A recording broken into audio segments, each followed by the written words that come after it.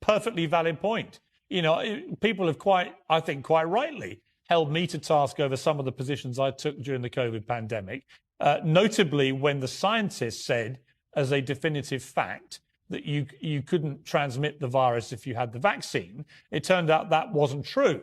And I based my observations on that supposed fact and said, right, well, in that case, if you refuse to be vaccinated, you shouldn't get the same rights as people who've been vaccinated.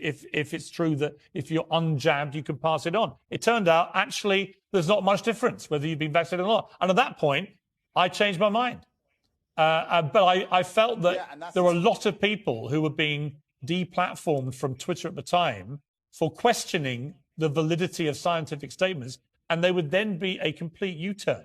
So I do think it was a very interesting period, actually, for testing what free speech means. It was actually worse than that. You're right, Piers, but it was actually worse than interesting, because what happens is when you censor an entire side of the argument and only allowed one side of the argument to have a voice, you are changing reality in real time. You are shaping the world.